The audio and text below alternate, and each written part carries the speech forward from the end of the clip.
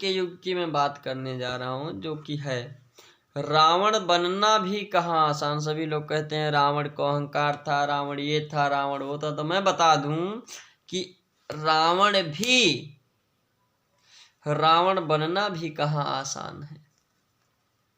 रावण में अहंकार था तो पश्चाताप भी था, रावण में वासना थी तो संयम भी था, रावण में सीता के अपहरण की ताकत थी तो बिना सहमति पर स्त्री को स्पर्श करने का भी संकल्प था। यानी रावण में सीता के अपहरण की ताकत थी तो बिना सहमति पर स्त्री को स्पर्श भी ना करने का संकल्प था।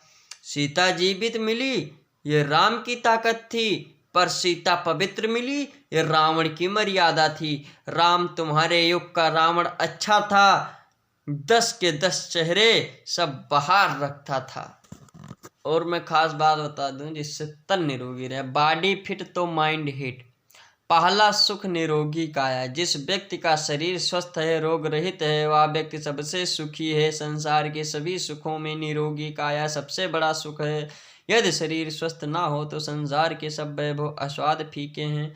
वसुधा का नेता कौन हुआ, भूखंड विजेता कौन हुआ, जिसने ना कभी आराम किया, विघ्नों में रहकर काम किया।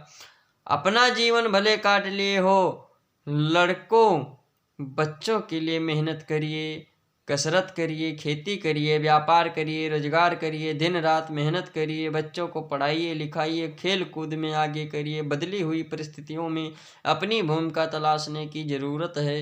राजा थे ये मत सोचिए राजा कैसे बनेंगे, उसका रास्ता बनाइए।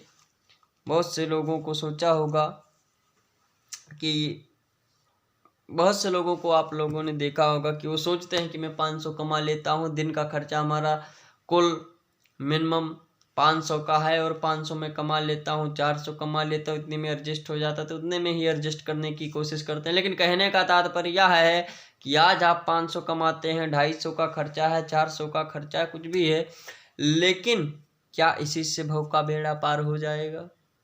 कुछ लोग हो, जैसे हमारा कहने का तात्पर्य यह है कि यदि अगर हमारे घर में जाने के लिए 2 गेट अगर क्रॉस करने हैं तो मैं एक गेट के बाहर अंदर जाने के लिए जब मैं अंदर की ओर जब मैं एक कदम रखूंगा तभी अंदर जा पाऊंगा।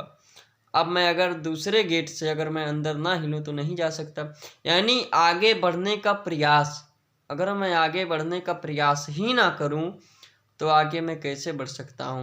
यानी कुछ लोगों को देखा होगा कि जो जहाँ पहुँचते हैं वहीं रुक जाते हैं। तुम्हारा कहने का अर्थ यह है कि जीवन में मेहनत करना चाहिए और टेंशन लेकर भी कोई कार्य नहीं करना चाहिए, चिंता बिल्कुल नहीं करनी चाहिए। चिंता का अर्थ है, चिंता चिता से कहती है कि मैं तुझसे बड़ी हूँ, तू मुर्दे को जलाती है, मैं जीते को जलाती हूँ। इसलिए चिंता तो बिल्कुल नहीं करनी चाहिए, लेकिन कोशिश जरूर करनी चाहिए। और किस्मत पे भरोसा कम, मेहनत पे ज़्यादा करना चाहिए। मेहनत करने से इंसान आगे बढ़ता है, किस्मत उस्मत कुछ नहीं होता है। भगवान ने तुम्हें कर्म दिया, दिमाग दिया, 2 हाथ 2 पैर 2 आँख सब कुछ दे दिया, करना ना करना आपका काम। भगवान ने तो जीवन दे दिया।